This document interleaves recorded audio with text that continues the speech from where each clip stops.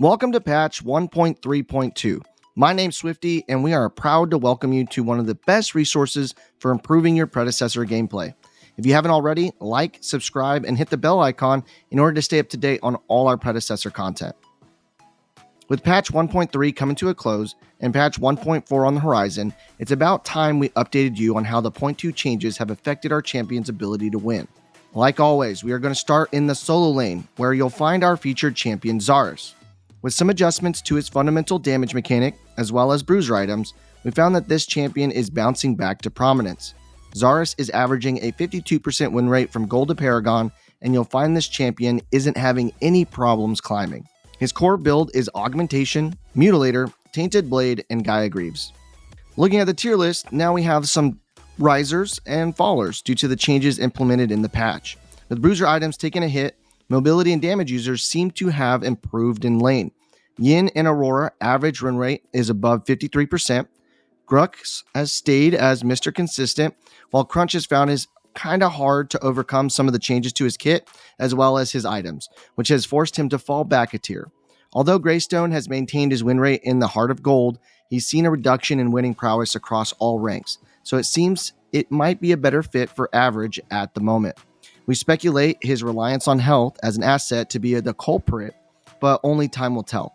Richter has had a huge increase in win rate due to his buffs this patch, as well as had found his win rate, especially in low ranks, explode. 66% in silver and high 50s in the bronze and gold. But with Paragon and Platinum players struggling a little bit, we felt it best to cut the difference and lean more into his placement into A tier rather than elevating him all the way to S tier. We expect his draft stock to continue to rise because of his current number trends, so look to abuse him if you're familiar with offlane Richter. Morn, Quang, and Terra continue to struggle when compared to the pack, and item changes didn't do them any favors. Next up, we had the featured champion Yin. She has continued her uptrend for the last two patches, right into the limelight in jungle. Sporting a whopping 54% average win rate from Gold through Paragon, she has solidified herself as a menace to be reckoned with. Her core build consists of Lightning Hawk, Sky Splitter, Oxygen Quiver, and Dust Devil. There is some variance with lifesteal items, as well as switching Lightning Hawk for Stormbreaker, but we will leave those customizations for you. Onto the tier list, we have the noticeable shift of champions being in the S tier. Currently, Shimby, Greystone, Crunch, and Rampage, as well as Yin, all find themselves average 54% win rates or higher from Gold through Diamond. Highlighting Chimera, although he has maintained a solid 52% average across every rank except Bronze, his consistency and pick rate, although deserving of S tier, felt was slightly less impressive when compared to the other champions winning at the moment, with Shimby winning as high as 60% in Plat or Crunch at 64% in Diamond. Every champion in S tier has had a 2 to 4% higher average, with at least one rank in the heart of the community overperforming in a massive way. So for now, Chimera will be A tier until either he catches up or by all the other people fall off.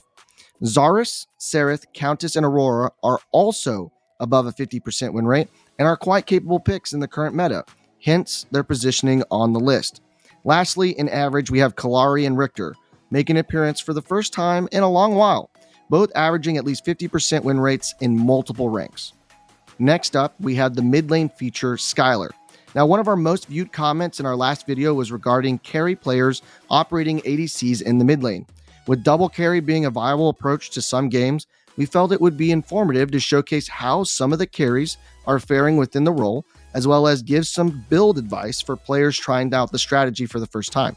Now, Skylar's success has been sporadic, with her win rate being pretty much all over the place, even at higher ranks where the skill of the operation shouldn't be questioned. 50% at Gold and 52% at Paragon, with Platinum and Diamond players struggling to even really break even. With Skylar's mobility and ability to scale into damage, we recommend holding on to her aerial ability much like you would a Gideon's Blink, and this might help the lower ranked Skylar players pull her off and kind of bring that win rate up. Her core build consists of Vanquisher, Plasma Blade, Sky Splitter, and Imperator. Now let's look into the tier list and you'll kind of see where Skylar falls. It's kind of being placed in the average, but there's justification for her to kind of be lower because of her poor showing in lower ranks as well as her inconsistency in the higher ones. But for now, consider her average because there are examples in matchups she's absolutely dominating. And until there's more widespread adoption with her in the role, we won't be able to kind of see where she really is capable of. Now, looking at the rest of the list, Gideon is on top at the moment because his ability to remain consistent across all ranks, with an average win rate of 53% between silver to diamond, he really is the best the lane has to offer. Argus, Revenant, Bellica, Gadget, and Iggy are all viable picks in mid lane. They all have a positive climb ratio where their respective 50 to 52% win rates in gold through diamond, but are god awful in bronze and silver.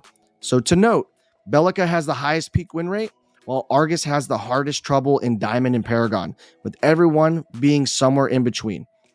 Everyone in the average tier has managed to fall below 50% win rate, but are serviceable in gold and plat. All in all, they have been struggling as of lately, so we wouldn't recommend them until something changes. Next up, as our feature in the carry lane, is Kira. She has the highest uptick in play this patch at high elo, so we wanted to provide a little insight into some of the newly found success.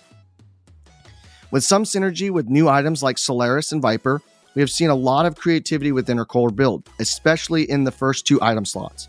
Although many people seem to still be using Lightning Hawk, Vanquisher, Sky Splitter, and Viper as their core build, we have seen top tier players interweaving their start with Solaris, or even bringing out Ashbringer as their second item. This champion falls in the A tier with Murdoch and Drongo. On top of that mountain is Sparrow. She is winning at all levels with an average of 55% except for bronze. As you climb the ladder, her win rate increases and plateaus at 57% in Paragon. The B tier is almost unplayable with champions average below 48%.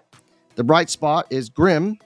He can win at gold, and Wraith can win at diamond and Paragon. This seems like a skill diff with a reliance on mastery.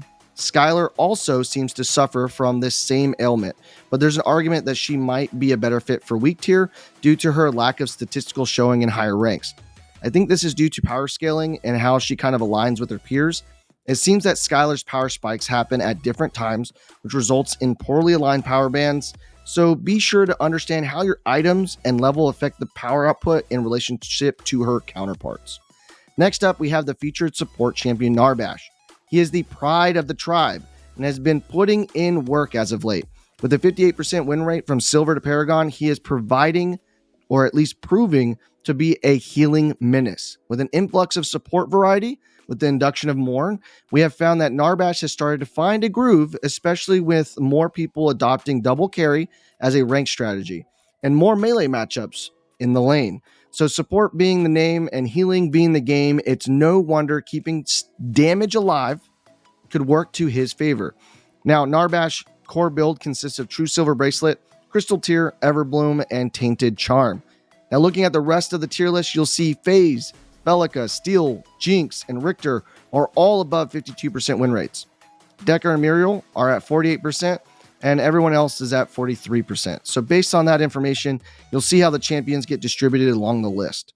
Hindsight/side note, Grux is at a 100% win rate in Platinum and Diamond, but that's because he's only been played 4 times in the higher levels. So with the lack of data, it's kind of hard to place him accurately. So for now, we're going to have him placed as average. If you're willing to test his ability to support, think of him as a melee matchup problem that specializes in peel and disruption. Morn, Steel, and Narbash players, beware. Maybe the new out-of-combat blink associated with Condom Core could provide the mobility needed to provide kill opportunities. Pick him at your own, leisure. With all that being said, that's all we got for you guys today. If you haven't already, hit that like and subscribe, and don't forget to comment down below. We always love to see your input for making our content better. And like always, don't forget, be blessed, be positive, be safe, and until next time, peace.